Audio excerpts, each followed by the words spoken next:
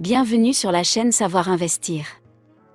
Pensez à vous abonner et à activer la cloche de notification pour recevoir nos nouvelles vidéos.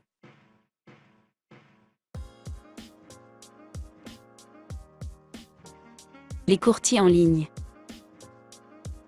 Pour démarrer la pratique de la bourse en utilisant les formidables ressources de l'Internet, il faut au préalable ouvrir un compte en ligne.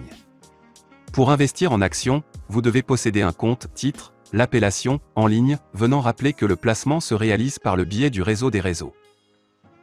Les organismes vous permettant d'ouvrir ce type de compte sont appelés « courtiers en ligne » ou bien « brokers en ligne ». En fait, ces établissements sont architecturés comme des courtiers traditionnels, ils proposent simplement de passer vos ordres par Internet.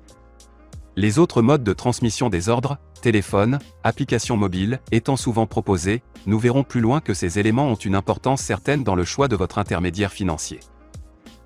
Les courtiers en ligne qui vous permettent de passer vos ordres de bourse sont l'interface entre les ordinateurs de la Bourse de Paris et les particuliers. Ils sont un passage obligé, car vous ne pouvez pas intervenir directement sur le marché.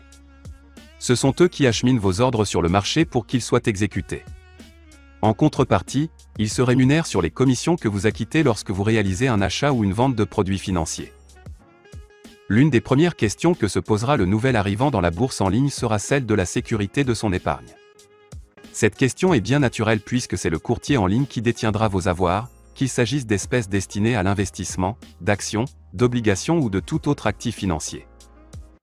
Sur ce point, il faut savoir que les courtiers sont soumis à des règles aussi strictes que les banques en termes de sécurité des épargnants. Des assurances et des fonds de garantie protègent votre épargne en cas de difficultés rencontrées par ces sociétés.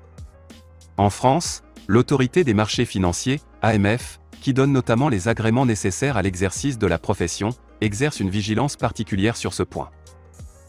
Enfin, il faut souligner que le marché du courtage des produits financiers sur Internet se structure avec la maturité croissante du marché.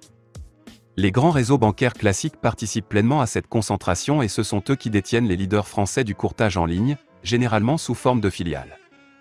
La sécurité est donc optimale, en pratique aussi bonne qu'en ce qui concerne l'argent qui est sur votre compte en banque. En pratique, le courtage en ligne en France, même s'il s'est développé très rapidement, ne s'est pas fait de manière anarchique. La profession est très réglementée et les garanties mises en place assurent une sécurité totale de votre épargne. Souvent, les courtiers en ligne ne détiennent pas directement votre épargne, ce sont d'autres établissements qui s'en chargent, les teneurs de compte. Or, ces prestataires sont des filiales des plus grands réseaux bancaires du pays et offrent un très haut niveau de solvabilité.